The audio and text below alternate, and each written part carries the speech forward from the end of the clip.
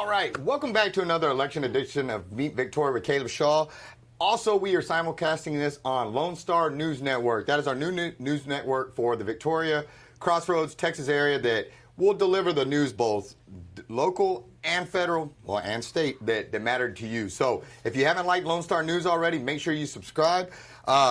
We are here today because we have a candidate running for mayor. The election is July 3rd. Early voting is June 16th through the 29th. And without further ado, my friend, if you would, please introduce yourself and tell them why you're crazy enough to run for mayor of Victoria. Hi, my name's David Crook.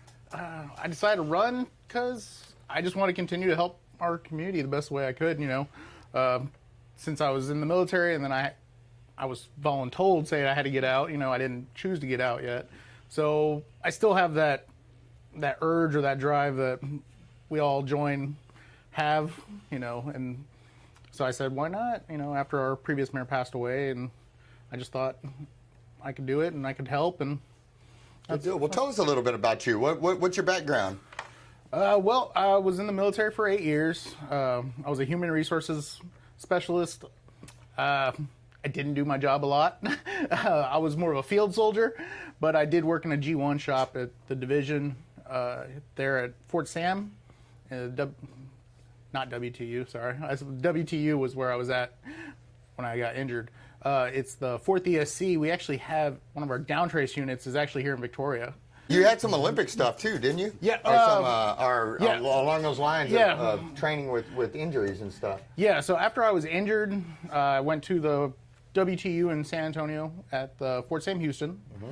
I spent 2 years there having knee surgeries, ankle surgeries.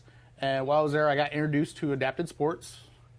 I was chosen twice, 2017, 2018, to represent the Army team. Took golds in seated shot put, seated discus in both years. And then I was also chosen for 2018. I was part of the Team USA for the Invictus Games. That was started by Prince Harry. Wow. After he came and he came with some of his fellow service members, because Prince Harry was in the military. So he came to the Warrior Games and he saw how it helped service members in their recovery process. So he took it and ran with it and took it to his platform and made it into it's an international event now. So you're no longer representing like Army, Air Force, Marines. You're now representing Team USA. How cool is that? I got to compete and I got to go to Australia, and that's awesome. I hear Australia is awesome, but my understanding is you've brought that back to Victoria to a degree, the adaptive sports thing. Can you tell me about that real quick? Yeah, so I work with the Victoria Bad News Chairs. They started in 2015, so I didn't start them, but I've kind of taken over running it right now. And the whole Rona thing kind of put everything on hiatus for a little while, but we started back up. We have wheelchair basketball. We also can do wheelchair softball. We've traveled to other like Houston, San Antonio, Pasadena, Corpus, and we do other events where, you name the wheelchair sport or any sport and I can find you the adaptive version of it.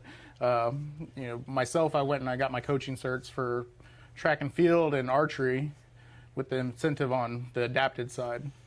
So cool. How cool. We will definitely in the future be talking about that more. But for right now, let's get back to the mayoral race. What do you see as the role of a mayor in a community? What do you see that role being? As a mayor, I would think I would want me as a mayor. I'm going to listen. I want to listen to what the people need and what they find are their concerns. Everyone in Victoria, first thing out of most people's mouths is they complain about the roads and the infrastructure like that. And then, so we need to address those kind of things because everyone's paying taxes on them, but they're not seeing a result that they see their property taxes going up every year, for the past 5 years. But we're not seeing the transition to, well, my roads aren't getting better. Airline is getting more patches than ever, or I drove down Del Mar just yesterday and it's horrible, Why do you think that the because you're right. I moved here approximately 12, 13 years ago or so, and I almost feel like the roads are worse now than they were when I got here. But since we've been here, that's everything. It's the roads, the roads, the roads, the roads. We're spending all the money, and I'm not throwing rocks at the people. Like I know it's a little easier than just going out there and putting down new surfacing and all that, and so I don't pretend to have the answers. But why do you think it is that the public doesn't feel the millions being spent on street repairs? Why do we not feel that progress? So I worked for TxDOT here as a inspector for a little while at the Victoria area office. And the one thing I learned from working at TxDOT, and I've noticed in Victoria, is they're doing these little repairs. When we do these repairs, we need to focus on what's causing the problems underneath. So we need to focus on the infrastructure. These aging pipes underneath that are busting are the reason we have to dig up our roads. The more we dig them up, if you have a 40-year-old pipe down there, yeah, you're going to clamp it right there. You're going to fix it. Well, guess what? All that pressure, instead of it found the weakest spot here, now it's going to go 10 feet down, find the next weakest spot, bust it out. We're going to have to dig it all up again, tear up the road, clamp it, patch it, do the same thing. Personally, I would say let's dig up that whole section, replace that whole pipe, so you shouldn't have a weak section for the life cycle of that pipe, and then redo your hot mix and whatnot. That will give you a better ride instead of having these little 20-foot patches, 20-foot patch, 20-foot patch. It gives you a really bad ride on your roadways. So yeah, we're spending all this money on it, but you're spending it here, here, here, here, here, here. And instead of just doing it do it right, have it done, fix it. All right, we won't have to mess with it again, and it'll give us a better ride in the process. Makes sense. So one of the things with local government is, on the national scale, you run under the Republican or Democrat banner, or independent, whatever it is. In city council, school board, et cetera, you don't. And I understand to a degree why it's like that.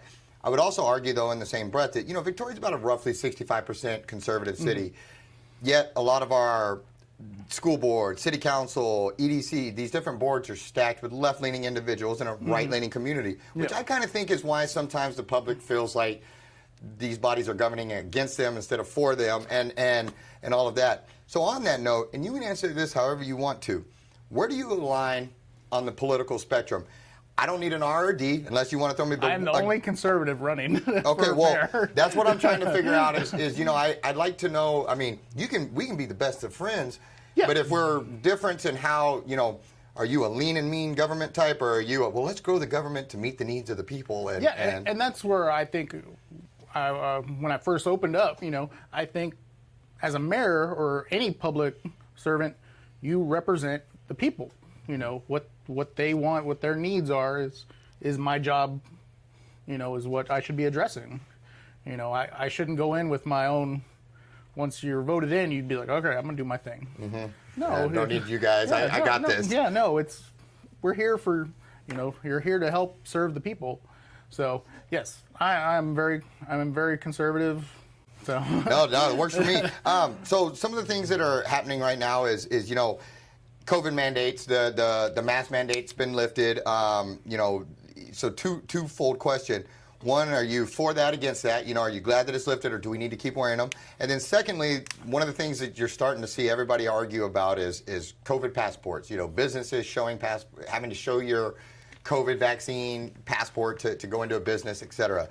What are your thoughts, twofold? One, on the mask mandates being lifted, agree, disagree, and then the next battle that's coming as far as showing your COVID vaccine card to go into businesses. What do you think about those two items? I'm glad they finally lifted them. I was very much anti-mask. They can say it's science all they want, but if I'm wearing a beard, and anyone that wears glasses and wearing a mask knows when your eyes are fogging up, your glasses are fogging up, guess what? That's because that breath is going up and it's coming out. So it's not like you're wearing a full kit or something, with a respirator on. So I'm finally glad they're finally loosening up on that. The whole passport thing, I disagree with it. Actually, If a company wants to do it, hey, that's on them. They can. I'll support their choice. That's my thing. Everyone's got a freedom to choose their thing. I will choose not to go to that business. Yes, sir. So Freedom works both ways. yeah, it's I was doing. Actually, I had physical therapy. I was doing physical therapy on my knee, I believe, or ankle. It was my ankle, I believe. And the mask mandate was lifted a couple months ago here in Texas. It was on a Wednesday. So I came into physical therapy. I'm not going to say who and try to put anyone under the bus or anything like that. But I went in, and they were like, oh, you need to wear a mask. I'm like, all right, thank you. Can you cancel my appointment? Because I'm like, I respect your choice to have people wear a mask, but you also have to respect my choice of I don't want to wear a mask, at the end of the day. Because it's, like you said, freedom, it goes both ways. You got to respect each other's choices. So, and I was like, all right. I was like, I'll come back and do therapy when you're not going to try to make me do something. I don't have to. I'm glad you had it on that side, because I get frustrated when the people, they go to a private business and then walk in and complain and, this is America, you can't make, well, it's their business. It's a private business. You've got this wrong. As much as I don't like the mask thing, my whole battle was nobody's going to make me tell my clients or myself what to do inside my office. And so I'll be dang if I'm going to force that or have somebody come under the banner of freedom and come in and yell at me in my office. So I'm glad you had that right, because I agree with you on that one. One of the other things we're seeing right now that's just, it's eating up the news is our border just being completely overrun. And then we're starting to see illegal alien bailouts, weekly, if not daily, sometimes even multiple times in a day now. The finances of it's really taking a toll, causing a ripple effect through law enforcement, through their finances, through their personnel, hours, all that kind of stuff. What are your thoughts on the border issue, and what do we do to, in our area, support law enforcement, or is there a problem, or is there not a problem? Where do you fall on that? Well, is there a problem? Yes. Locally, our local sheriff's department, border control, and those personnel, they're doing the best they can, and us as personnel or private citizens, the most I think we could really do is, like they were saying, stay vigilant, lock your vehicles, things like that, don't give them an easy target in the military, as we would say, a soft target, because they're going to take them and they're going to run with it and use it for whatever they need to be. But a lot of it, we're a couple 100 miles from the border, so, and they're making it this far already. I have a friend, actually, he works at the Border Patrol. We were both in the military together, and he lives down, oh man, where is he? He's way down there by the border, and he was telling us some of the stuff they were allowed to do, and stuff like drones at the time. They weren't allowed to use drones, to survey, to look for people. Right. I'm like, I just find that crazy. Yeah. I'm like, that is a great technology to make it easier, especially in those rural areas, and you can hide under bushes and the rocks and everything. So why we don't utilize our technology and stuff like that? Yeah, just like in the military, we're the most advanced. That's why we own the night. I think we should start using that in our. Well, I don't know if Border Patrol counts as civilian side, but no, I'm tracking what you're saying though. I was like, I don't know if they're civilian or not, but I'm tracking where you're going with that, though. The next question, I know that you don't have, because it's going to be regarding the city budget. I know you don't have a full, because you're not on, you're not mayor yet. You're not sitting in on those meetings, so you don't have a full accounting of the budget, et cetera. So I understand that going into this question, but from the outside, from 30,000 feet. Do you see areas that could be trimmed up, fat, fraud, waste, abuse, in the budget, or no, that budget's great and moving on? Well, for start, like we were talking about the roads, if we start doing it in attacking the roads in a different direction, that could free up some money, Then again, because you could bulk, your road budget with your infrastructure budget, and combine them in some ways there. Also, oh man, I hate to say this, but like Boot Fest, like we were talking, I don't know what business would ever keep holding an event where we lose $30,000 to $50,000 a year. We need to figure out how to address it. I'm not saying take it away, but the city needs to reevaluate how they're hosting it, because the way they're hosting it isn't working for the city of Victoria. It's not. It's a great time for everyone to come out, that Friday and Saturday. But why don't we just make it a whole weekend, like add Sunday? Or the other thing is, for those booths, is the city charging them, or are they just giving away those slots to those companies? Because I know if you go to any other event, most vendors are paid. If they go to an event, they got to shell out, they might shell out like $1,000 for a spot for that weekend, but they're going to make that tenfold. Yet I believe Victoria Boot Fest is it's a raffle, and they just give them away for free. I'm like, why not just charge them, be like, hey, here's $200 for your spot. At least the city's couping something from that. And also, why not make it like hey, $5 for the weekend, that's it, and the city can coop something, so it's not just a flat out, we're in the red $30,000 and uses the whole hotel tax for the year, where it could go to hosting other events, because that's what the city, the people that live here, the Boot Fest brings in a couple of people from, Cuero, Gonzales, these towns around us, but the people that live here daily, they want, some entertainment as well, not just one event a year. I've heard a lot, people asking is entertainment. Why don't we host more events in Victoria? Why doesn't the city put things on? So, or get out of the way to let them,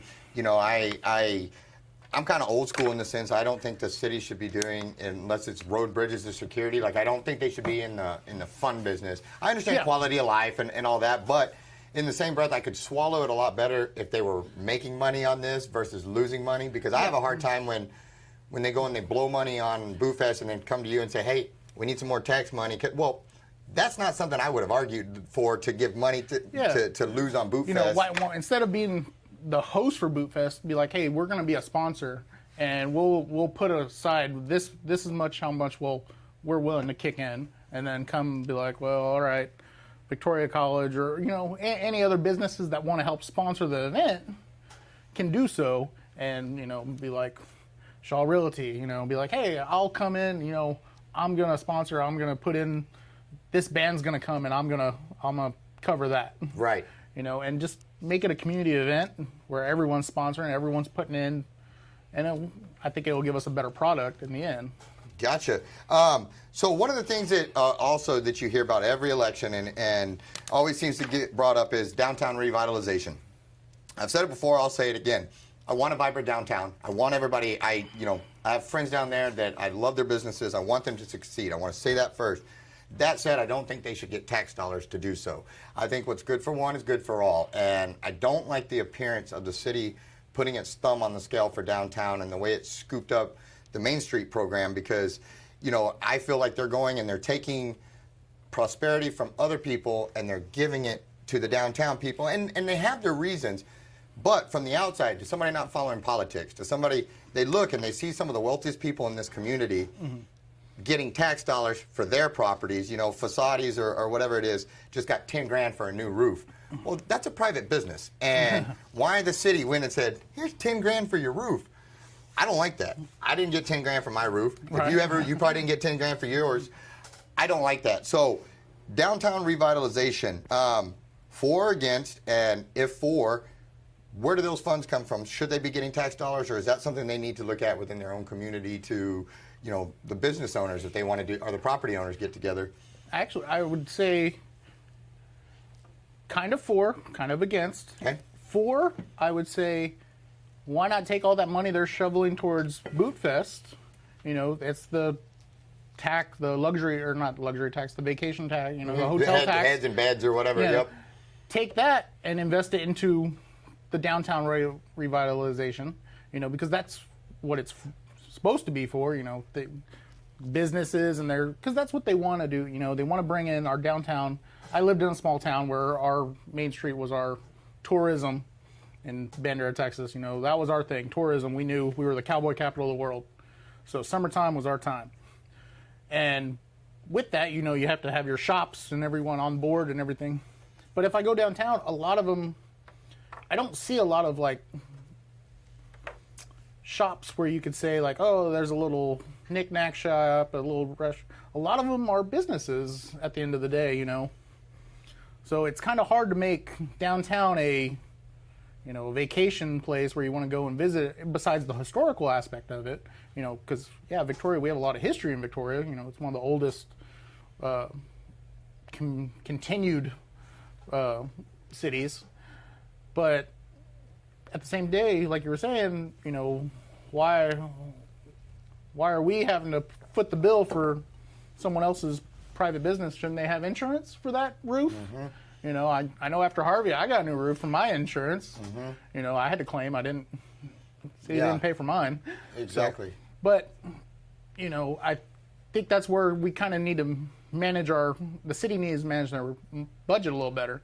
You know, instead of it being all going all to Boot Fest or all to one. It doesn't need to be all or nothing kind of thing. We can take money here, and distribute it, you know, wisely, instead of just throw them all here and then, you know, or robbing Peter to pay Paul kind of thing. Understood. You know, I really want us. I know someone was asking about budget. I'm like, well, the main thing is you need to look at what needs to all be addressed and prioritize it, but you don't want to just say, okay, all the money's going to go to the south side of Victoria, or all the money's going to go to the north side development. You know, you got to give a little here, take a little here, and it's a balancing act at the end of the day. You know, you got to give a little to everyone, and yeah, not everyone's going to be happy with your decision, but you got to make it where everyone's getting something. You can't just everything to one person and say, all right, we're good. Got it. Last question. One of the things, you know, that we've talked about here is taxes are high. Property taxes are through the roof. Residential assessed values just keep going up and up and up and up. I'm a taxationist theft kind of guy. I don't like it. But that said, I could hold my nose for a consumption tax versus property taxes, because I hate on property taxes that you never actually own your home. If for some reason, say I fall behind, I get injured, I can't go to work, I can't pay my taxes on my paid off home, well, they come and they take it from me. Under threat of force, my home is taken from me. Mm-hmm. Meanwhile, you have drug dealers and all these other type of people in the community not paying taxes and not doing it. And the burden, a lot of the burden of growing a city or paying for anything in the city comes from property owners. Mm-hmm. What I would like to see is, instead of them getting hammered, what I could hold my nose for would be a consumption tax instead, to where if you go buy a new cell phone, if you go buy a new pen, there's a sales tax added to that everybody pays. The drug dealer pays, the high-end people pay, the low-end people pay, everybody pays. But there's no threat of losing your home. There's no like anything. A state tax? Something similar, yes, sir, to where it's if you decide not to go buy something that day, your money stays in your pocket. Mm-hmm. It doesn't go anywhere. But instead of, say, 8.25% sales tax, mm-hmm. we'd have a 12% sales tax, something like that. But we would have no property taxes. And right now, you'll see if you look at a graph, you'll see that property taxes, revenue for the city goes up, whereas the sales tax and what we're actually spending goes down. The city isn't incentivized, or politicians are incentivized under a consumption tax, to me, because they get paid based on people consuming. So if they shut down businesses because of COVID, they do all this. Well, they're not making any money now. So they are incentivized to have us open, producing, are they? And I would think so, under consumption. But with all this Rona stuff, you know, mm-hmm. some businesses, you know, cities are like, oh, we're out of business, and they're going to the federal government and be like, hey, mm-hmm. asking for a handout. No, and I agree. I think that if you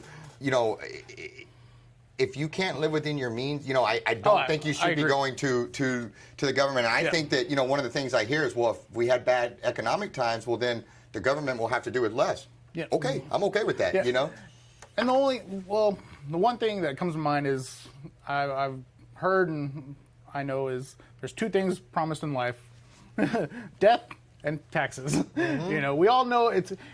Do we like it? No.